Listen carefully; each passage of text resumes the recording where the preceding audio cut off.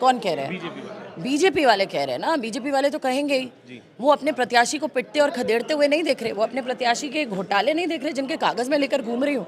गाजियाबाद के किसानों की ज़मीनें कब्जा करेंगे, पिलखवा के किसानों की ज़मीनें कब्जा करेंगे, राजनगर एक्सटेंशन में कब्जा करेंगे सरकारी ज़मीनों पर। वो देखेंगे कि लोग उनको वोट करेंगे। भाजपा से परेशान है। ये वही भाजपा सरकार है जिसने दलितों के ऊपर पेशाब किया था मध्य प्रदेश में। भाजपा के कार्यकर्ताओं ने दलितों को घसीटा गया था। अरुण वाल्मीकि, उनकी लड़ाई जाकर के प्रियंका गांधी जी ने लड़ी थी। हाथरस की, औरैया की, मनीषा वाल्मीकि, इनकी लड़ाई कांग्रेस लड़ रही है। हम जैसे लोग लड़ रहे हैं, हम गर्व से कहते हैं कि हम आवाज उठाते हैं। जितने भी ये महिला विरोधी लोग हैं सारे जेल में जाने चाहिए। जितने किसान विरोधी लोग हैं सब जेल में जाने चाहिए। गाजियाबाद से गठबंधन के प्रत्याशी हैं डॉली शर्मा जी हैं। मैं उनसे जानने की कोशिश करूंगा। डॉली जी, पहले तो बहुत बहुत मुबारक हो कि आपको कांग्रेस की तरफ से लोकसभा का टिकट मिला है।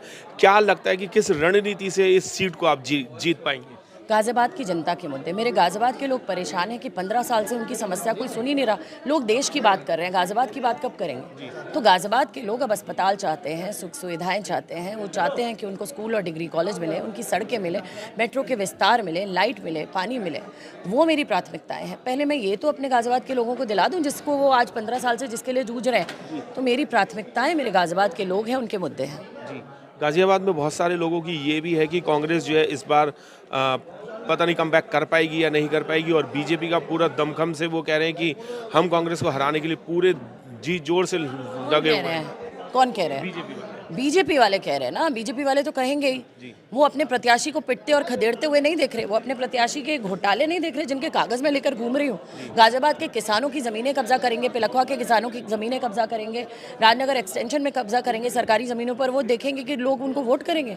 इस बार जनता बदलाव की ओर अग्रसर है। गाजियाबाद में आप देखिएगा सबसे पहले बदलाव आएगा। आपके साथ क्या आपके साथ जाट, गुजर या ब्राह्मण है? मुझे सर्व समाज का वोट मिल रहा है। मैं कितना परसेंट अंदाज़? मैं बहुत सौभाग्यशाली हूँ कि हम इस सीट को सर्व समाज की वोट के साथ जीतने जा रहे हैं। एससी की बात करें तो एससी लोग आपके साथ हैं कितने? मैंने कहा सर्व समाज, मुझे हर समाज का वोट मिल रहा है। मैं किसी एक समाज की बात नहीं कर रही। जब मुझे हर समाज का वोट मिल रहा है तो मैं सभी समाज का धन्यवाद प्रेषित करूंगी, और सबको मैं किसी को छोड़ नहीं सकती, क्योंकि गाजियाबाद की आज गाजियाबाद के लोग अपनी बिटिया का, अपनी बहन का साथ दे रहे हैं। तो मेरे लिए सब पूजनीय है। किसान भी आपके आसपास ही बैठे हो, क्या आप वहाँ पर भी पहुँचे?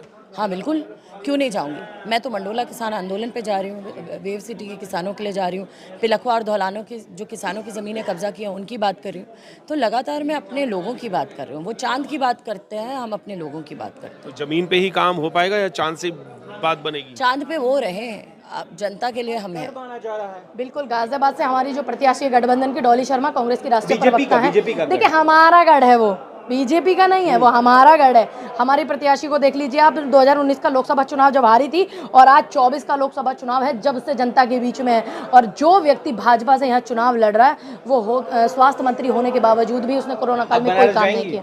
बिल्कुल जाएंगे अजय राय जी के, जी बिल्कुल जाएंगे। हमारे जो प्रत्याशी हैं गठबंधन के, अजय राय जी वहाँ से चुनाव लड़ रहे हैं। भारी मात्रा में उनको वहाँ से जिताने का काम जनता करेगी। मोदी जी ने घोषणा पत्र अभी जारी किया, उसके बाद एक इंटरव्यू भी दिया है। इंटरव्यू के बारे में क्या करेंगे? वो कह रहे हैं इंटरव्यू वो रवीश कुमार जी को क्यों नहीं देते, वो प्रभात जी को क्यों नहीं देते, वो लोकतंत्र टीवी को क्यों नहीं देते इंटरव्यू? वो ऐसे लोगों को स्क्रिप्ट करके कि आम आप खाते हैं कि चूसते हैं, ऐसे लोगों को इंटरव्यू देना वो पसंद करते हैं। जो उनसे सत्ता के बारे में सवाल करता है, जो उनके कार्यकाल के बारे में सवाल करता है, वो उनसे सवाल नहीं करते हैं। क्यों डरते हैं आप मीडिया से? वो तो कह रहे हैं टुकड़े टुकड़े गैंग भी खड़ा कर रहा है कांग्रेस आजकल कन्हैया कुमार को उतारने के लिए। देखिए, कन्हैया कुमार चुने हुए जेएनयू के अध्यक्ष रहे हैं, उसी जेएनयू के जिस जेएनयू में आज एबीवीपी का अध्यक्ष है। तो आप कैसे, इसका मतलब आपका जो एबीवीपी का भी अध्यक्ष बना है तो वो भी टुकड़े टुकड़े कहेंगे? जो जेएनयू में पढ़ता है वो सब टुकड़े टुकड़े कहेंगे? अरे आपकी निर्मला सीतारमण जो मंत्री हैं वो वहाँ से पढ़ी, देश के बड़े बड़े लोग वहाँ से पढ़े, आपकी कैबिनेट के 7 मिनिस्टर जो बैठे हुए हैं वो वहाँ से पढ़े। जेएनयू के लोग जो है टुकड़े टुकड़े गैंग होता है। अगर टुकड़े टुकड़े गैंग होता है तो इसका मतलब आपकी निर्मला सीतारमण भी टुकड़े टुकड़े गैंग से है। मुगलिया सोच बता रहे हैं जो कांग्रेस का जो मैनिफेस्टो है। देखिए, हमारा मुगलों से क्या लेना देना? हम अपने देश की बात करेंगे, हम अपने देश की बात करेंगे। क्या युवाओं के लिए नया मांगला मुंगलिया है? क्या देश की बेटियों के लिए आवाज उठाना जो है मुगलिया लगता है आपको? क्या इस देश में किसान मर रहा है उनकी आवाज उठाना आपको मुगलिया लगता है? क्या किसानों का कर्जा माफ करना मुगलिया लग रहा है? क्या महिलाओं को 1 लाख रुपए देने की जो सालाना बात कही है वो आपको लग रहा है? अल्पसंख्यकों को ज्यादा उसमें रियायत दी गई है, बिल्कुल ऐसा तो नहीं है, सबके लिए बराबर है। मैं बिल्कुल साफ बिल्कुल बोलती हूँ, सबके लिए बराबर। एक तरफ हम कहते हैं कि हमें समानता का अधिकार चाहिए, देखिए एक तरफ हम कहते हैं कि समानता का अधिकार चाहिए, चाहे कोई भी व्यक्ति है, कोई भी समाज से है, कोई भी बरादरी से है। एक तरफ जब हम समानता की बात करते हो तो हम समानता की बात करें, सबके लिए बराबर है। इस देश में उतना ही जीना आपके लिए बराबर है, उतना ही हमारे लिए बराबर है। कितनी सीट बीजेपी को देखिए ये चीज जो है वो चेक करते हैं वो, क्योंकि वो चंडीगढ़ का माहौल पैदा करते हैं, जैसे चिटिंग करके जिताने और हराने का काम किया था। हम ये चीज़ तय नहीं करते सीट कितनी आ रही, हम ये चीज़ तय करते हैं कि इंडिया गठबंधन की सरकार बन रही 24 में। देखिए सर्वे तो चंडीगढ़ का बताइए क्या था, सर्वे तो आप तेलंगाना का बताइए क्या था, सर्वे तो आप जो है हिमाचल का बताइए क्या था, सर्वे तो आप कर्नाटक का बताइए क्या था। आप खुद जानते हैं, और सब जगह कांग्रेस की सरकार बनी है। पूनम जी, किसान भी बैठे हुए हैं। बिल्कुल हम लोग जाते हैं, बहन का चुनाव है, लोकसभा प्रत्याशी हमारी गठबंधन की बहन लड़ रही है चुनाव। हम वहां से जैसे ही फ्री होते हैं 1-2 दिन में फिर हम आ जाएंगे। किसान आंदोलन, किसान एक ऐसा मुद्दा है जो मुझसे कभी अछूता नहीं हो सकता, इस देश का मुद्दा भी। ब्राह्मणों और हिंदुओं का क्या लग रहा है इस चुनाव में महत्वपूर्ण भूमिका रहेगी? देखिए सभी वोटर्स की महत्वपूर्ण भूमिका है। और अगर मैं बात करूं ब्राह्मणों की, कुछ लोग बोलते थे, जी बिल्कुल मैं ब्राह्मण समाज से हूं, कुछ लोग बोलते थे कि ब्राह्मण तो भाजपा के साथ है। अब पूरा का पूरा जो ब्राह्मण है तकरीबन 90% वो हमारे साथ है, कांग्रेस के साथ है, अपने घर में वो वापस है। ये कैसे कह सकती हैं आप? मैं इसलिए कह सकती हूँ, आपकी बात शंकराचार्य से हुई है जो आप इस तरह की बात देखिए आप मेरी बात सुनिए, शंकराचार्य जी की आप बिल्कुल बात मत करना, क्योंकि देश के प्रधानमंत्री जी ने उन्हीं शंकराचार्य का अपमान करा जिनकी आप बात कर रहे हैं, जो एक प्रधानमंत्री पद पर होकर के धर्म के प्रधानमंत्रियों का अपमान करता हो, और उस चुनाव से उनका कोई लेना देना नहीं है। शंकराचार्य जी साफ बोलते हैं कि हमें किसी प्रधानमंत्री से कोई लेना देना नहीं, वो धर्म के लिए कर रहे हैं, हम उनके साथ हैं। भाई हमने पर्सनली कॉल किया है, हमने पर्सनली कॉल करके बोला कि हम अपने धर्म के प्रति पूरी निष्ठा रखते हैं और है सर्टिफिकेट देने की जरूरत नहीं। फरमान जारी किया है कि ब्राह्मण जो है देखिए बीजेपी से नाराज है या कांग्रेस की तरफ। जो संत है वो कभी किसी धर्म जात बिरादरी के लिए वोट नहीं मांगता या किसी पार्टी का प्रचार नहीं करता, यही संत की पहचान है। ब्राह्मण सब जो है हमारे साथ है, और वो आप देख भी रहे हैं, चाहे वो आपको जो है लोकसभा गौतम बुद्ध नगर देख लीजिए, बागपत देख लीजिए, या फिर आप गाजियाबाद देख लीजिए, बुलंदशहर देख लीजिए, 85-90% ब्राह्मण। मैनिफेस्टो लॉन्च करने के बाद ब्राह्मण और हिंदू जो है वो कटे हैं इंडिया अलायंस। देखिए ये लोगों को भ्रम पैदा करने के लिए सत्ताधारी पार्टी का जो आईटी सेल है वो सब चीजें चलाता है, इस पे आप ज्यादा ध्यान ना दें, आप ध्यान दीजिए 2 एकम 2, 2 दूनी 4, 2 तिया 6, 2 चौक 8।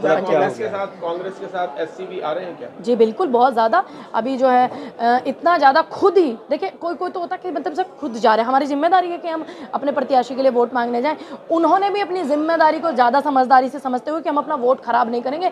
भाजपा से परेशान है, ये वही भाजपा सरकार है जिसने दलितों के ऊपर पेशाब किया था मध्य प्रदेश में। भाजपा के कार्यकर्ताओं ने दलितों को घसीटा गया था। अरुण वाल्मीकि, उनकी लड़ाई जाकर के प्रियंका गांधी जी ने लड़ी थी, हाथरस की, औरैया की, मनीषा वाल्मीकि, इनकी लड़ाई कांग्रेस लड़ रही है। हम जैसे लोग लड़ रहे हैं, हम गर्व से कहते हैं कि हम आवाज उठाते हैं, और आप एक भी ऐसे व्यक्ति को बता दीजिए इनमें से अगर वोटिंग करवाना तो अलग विषय है ना, वोटिंग वोट में कन्वर्ट कराना। देखिए ये वो लोग देखेंगे कि हम उनकी बेटियों के साथ खड़े रहे हैं, अपनी बहन बेटी समझ करके, देश की बेटी समझ करके, तो वो हमारे साथ क्यों नहीं, हम भी उन्हीं की बेटी हैं। आपके अध्यक्ष कह रहे हैं आखिरी चुनाव। देखिए हमारे अध्यक्ष इसलिए कह रहे हैं क्योंकि सांसद का, एक चुने हुए सांसद का भाजपा के ये बयान आया था कि 2024 के बाद चुनाव नहीं होंगे, इसलिए सूझबूझ से अपना वोट डालेगा। आपको लग रहा है ऐसा है कि आखिरी चुनाव? देखिए बिल्कुल, जब वो लोकतंत्र को खत्म करने के लिए और जो हमारी ईडी सीबीआई है उनका गलत तरीके से इस्तेमाल कर रहे हैं, संस्थाओं का गलत तरीके से इस्तेमाल कर रहे हैं, चुने हुए मुख्यमंत्री को जेल में डाल रहे हैं, और जो आवाज उठाने वाले एक्टिविस्ट लोग हैं, आवाज उठाने वाले लीडरशिप है, उसको जेल में डाल रहे हैं, मुकदमे कर रहे हैं, तो आप क्या कहेंगे? इसका मतलब लोकतंत्र खतरे में। आपकी कांग्रेस की सरकार अगर आती है तो बीजेपी पे क्या शिकंजा कसेंगे आप? जितने भी ये महिला विरोधी लोग हैं सारे जेल में जाने चाहिए, जितने किसान विरोधी लोग हैं सब जेल में जाने चाहिए। Thank you. घर में घुस करके मारेंगे आतंकवादियों को, इस तरीके से कह रहे हैं कि वार रुकवा दी, पूरा विश्व में नाम डंका बज रहा है। ओ पापा, वार रुक गई है, मणिपुर का दंगा रुका नहीं, देश के प्रधानमंत्री जी पापा वार रुक गई है। शर्म आनी चाहिए ऐसे अभिनय करने वाले महिलाओं को भी। खूब चल रहा है सोशल मीडिया पे। हाँ तो वही चल रहा है ना कि पापा वार रुक गई है, लेकिन रुकी नहीं है, मणिपुर की वार नहीं रुकी, और वो बैठे हुए हैं कौन, अरे वो भाई है ना, क्या नाम है उनका, लोचंस करके कुछ बैठे हुए हैं लेह लद्दाख में, वहाँ की नहीं रुकी। आपको चाइना की वार नहीं रुक रही है, चाइना जगह घेर रहा है आपकी भारत। आपको क्या लग रहा है कि